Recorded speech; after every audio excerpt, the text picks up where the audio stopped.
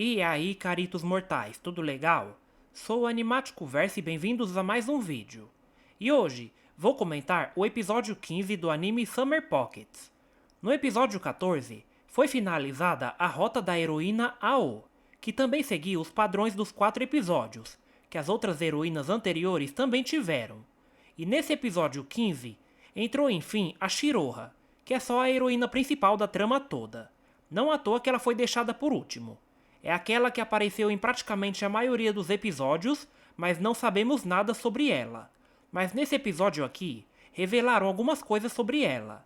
E segundo as listas vazadas dos episódios, a Shiroha na rota particular dela vai receber apenas 3 episódios, ao contrário das outras que receberam 4 episódios. Até porque a rota dela realmente é a menor das heroínas. E antes que vocês pensem que isso é horrível e vai atrapalhar o desenvolvimento dela, saibam que não, porque a partir de agora, durante os 11 episódios que faltam, ela vai aparecer muito mais na história do que todas as heroínas juntas. E me falaram que a rota dela serve mais como um relaxamento, porque depois dela as coisas vão começar a se movimentar muito na trama, e tudo vai mudar.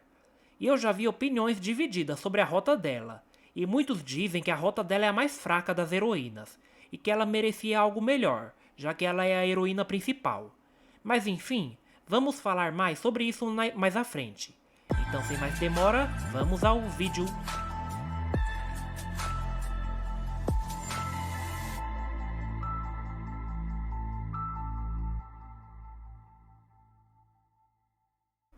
Então vamos lá. O episódio, na primeira metade dele, foi meio que uma recapitulação dos 2 primeiros episódios do anime. Nossa, bateu até uma nostalgia dos primeiros episódios aqui. Só que dessa vez, foi mostrado tudo do ponto de vista da Shiroha. Enquanto nos primeiros episódios do anime, vimos do ponto de vista do Hairi, aqui já mostra do ponto de vista dela. Aqui inclusive, explica um detalhe que eu sinceramente nem tinha me ligado muito, até falarem. Que é naquela parte que ela tá na piscina durante a noite, quando o Hairi encontra ela e ela chama ele de Metedico, lembra? Muitos estranharam que ela estava na piscina de biquíni, mas aqui revelou que o motivo é que na hora antes do Hairi chegar, ela estava se arrumando, mas ela entrou rapidamente para se esconder quando ouviu alguém chegando. E isso explica aquela parte que ela saiu da água para pegar fôlego. Não apenas isso, mas também mostrou ela sendo convidada pela Ao para a festa de boas-vindas do Hairi. Ah, e para minha felicidade, a minha deusa Ao não desapareceu, minha gente. Ela está de volta em uma outra rota seguinte, sendo a primeira das heroínas das rotas que não desapareceu. Ufa! E antes que vocês estranhem que ela não desapareceu, isso faz até sentido, sabia? Porque a Ao, diferente da Kamome, que é uma projeção astral, e a Tsumugi, que é um espírito, a Ao já é uma pessoa normal. Tudo o que vimos da história dela estava conectada diretamente com a realidade, e ela estava ali. Ela estava de fato na missão das borboletas, ela estava tentando salvar a Ai, e principalmente, ela é amiga de infância da Shiroha. Ou seja, ela é uma pessoa normal em tempo real, então faz sentido que ela não tenha desaparecido como as outras. Mas que ainda é estranho ver ela e o Hairi interagindo como se não tivesse rolado nada entre os dois, ainda mais eles que são bem fogosos, né? É bem estranho. E a única coisa que fica na dúvida é se nessa linha temporal a Ai ainda está em coma ou se ela foi salva de alguma forma. Mas seria muito triste, se ela continuasse em coma, porque senão a Ao nunca vai ter paz, né? Mas enfim, que alegria ver a minha garota de volta. É ótimo quando você gosta da personagem certa, Tomara que ela continue aparecendo até o final. Mas o que eu não entendo é porque a Mizuori também desapareceu, né? Pelo que eu entendi, ela também era uma pessoa comum, e ela interagia com os outros personagens normalmente também. Vai ver que não é nem porque ela desapareceu, né? Mas sim que ela é uma personagem ligada à história da Tsumugi, e não tem muita conexão com esses personagens que aparecem aqui. Mas que pena que ela não aparece, pois é uma personagem interessante até. Mas parando pra pensar, ela não é tão próxima deles assim, por isso que ela não aparece, né? Mas voltando pra nossa Shiroha, aí aqui mostrou também alguns motivos dela sempre dar de cara com Hairi aleatoriamente. Pois naquela parte da festa de boas-vindas, ela até tinha ido, mas ela mudou de ideia e voltou. Só que dessa vez, o Hairi encontra ela, que foge e vai até a praia, dando explicação daquela cena final do segundo episódio do anime. Mas como é do ponto de vista dela, aí mostra ela falando um pouquinho do passado dela. Falando não, né? Ela lembrando, assim, olhando pra ele e comparando com a situação. Aí mostra ela quando era pequena com os pais dela. E aqui abre aquela curiosidade de o que aconteceu com eles. Nesse episódio também mostrou o porquê dela sempre agir daquele jeito estranho quando dá de cara com alguém. Aqui mostra que ela é distante porque é dito que ela amaldiçoa as pessoas. Inclusive, isso pode ter a ver com ela não estar com os pais dela, né? Não sei se eles morreram ou não, mas será que ela amaldiçoou eles? Ainda vamos descobrir, é certeza. Mas todos que ficam perto dela passam por alguma tragédia. E tem até um flashback que mostra isso. E é esse o motivo dela se manter tão distante e pouco participativa. E uma outra coisa interessante nesse episódio é que a Shiroha parece ter algum tipo de poder como prever o futuro, sabe? Pois tem uma cena dela pescando que ela desmaia, quando o Hairi aparece. E ela disse que deixou isso acontecer porque sabia que alguém iria resgatar ela. E isso vindo da Shiroha, que é bem distante pra baixo, chega a ser estranho, né? Ela não ia fazer isso à toa. Será que ela tá ciente do slot temporal? Em alguns vídeos atrás eu cheguei até a especular que ela também poderia estar por trás disso. E outra coisa super interessante nesse episódio tem a ver com a Umi. Quer dizer, em toda rota ela sempre traz alguma novidade interessante, né? E uma coisa que eu tô reparando e demorei até, é que parece que a cada rota que passa, a Umi fica mais infantil. É como se ela estivesse voltando a ser mais infantil do que ela já é. Pois a cada rota, a culinária dela piora, e ainda na primeira rota, quando ela acordava o Hairi, ela falava Takahara-san. Aí nas duas rotas seguintes, ela acordava ele chamando de Hairi-san. E agora nessa última rota, ela acorda ele chamando ele de Oni-chan. Eita, será que os lotes temporal estão fazendo ela virar um bebê? Já tô vendo onde isso vai dar, hein? E já tô me preparando até pra chorar quando isso acontecer. E se vocês observarem a opening, a cada rota ela sempre dá uma mudada. Como nas primeiras rotas mostrava a Umi andando pela praia, e os girassóis pareciam mais abertos.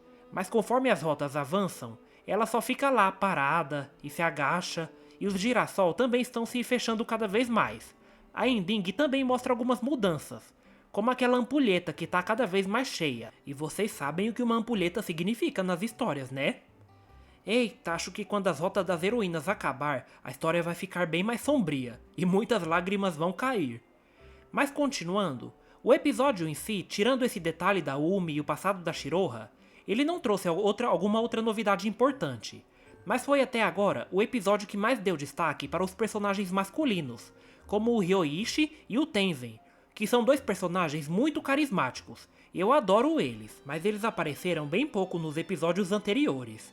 Mas aqui na Rota da Shiroha, eles estão explorando bem essas interações, e até mostra que eles também são amigos importantes de infância dela, e não só a Aoi e a Nomiki.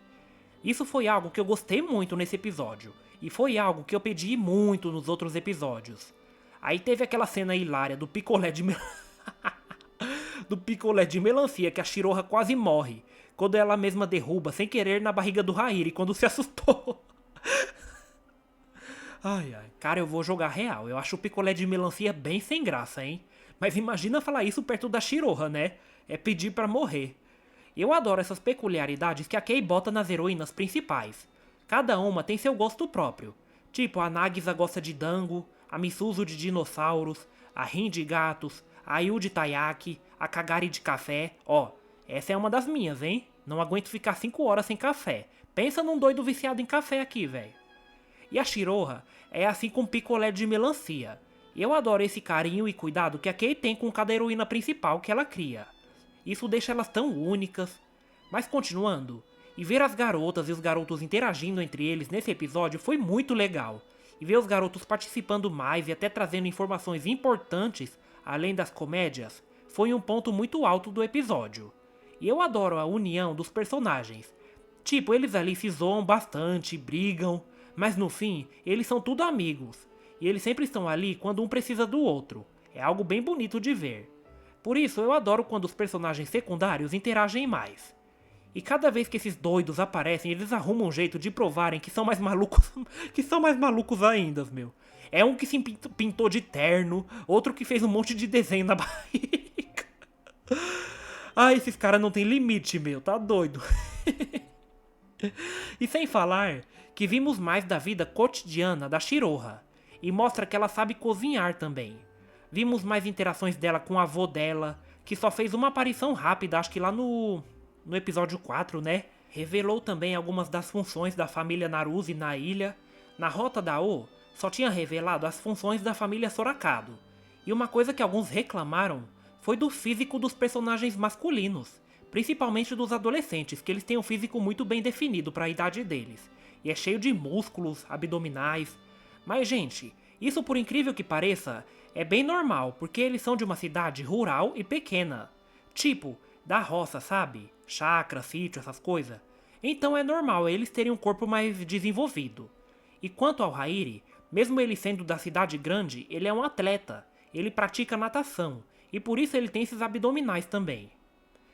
Mas no geral, foi um ótimo episódio. Bom, eu não curto muito quando eles ficam repetindo cenas já mostradas antes, mas aqui eu abri uma exceção e adorei. Porque na primeira metade o episódio mostra do ponto de vista da Shiroha, e não do Hairi, pois como ela é a heroína principal, ela tem tanta importância quanto ele. E depois de ter passado 14 episódios sem muito destaque, e só apareceu como uma personagem misteriosa e enigmática, mas aqui já mostra que ela dessa vez veio pra ficar, e que agora ela vai ter muita profundidade. Então, para podermos nos simpatizar com ela, precisamos sim entender do ponto de vista dela. Por isso eu dou uma passada de pano aqui. Também explicou algumas coisas sobre ela. Tivemos interações entre os personagens, e aqui os secundários também tiveram sua importância. A Umi, como sempre, fica cada vez mais interessante a cada rota que passa. Eu não tô com expectativas tão altas assim nessa rota, porque me disseram que ela serve para darmos uma respirada. Porque depois dela, as rotas verdadeiras vão entrar no anime, e a partir delas tudo será revelado, tudo fará sentido, e tudo vai ficar mais tenso, e vão levar o anime para outro patamar. Por isso, não esperem algo tão grandioso nessa rota, só porque a Shiroha está nela. Não é como na Dao, por exemplo, que foi muito impactante, pois a Shiroha vai ter 11 episódios focado nela, então nem de longe que a rota dela vai revelar tudo sobre ela. Apreciem mais essa rota como algo leve e divertido, mas com alguns momentos marcantes também, tipo a interação dos personagens, alguns detalhes sobre a Shiroha que serão mais explorados nas rotas finais, essas coisas. Mas ainda foi um excelente episódio e uma excelente introdução de heroína principal. Então é isso aí, caritos mortais, aqui vou ficando e até a próxima!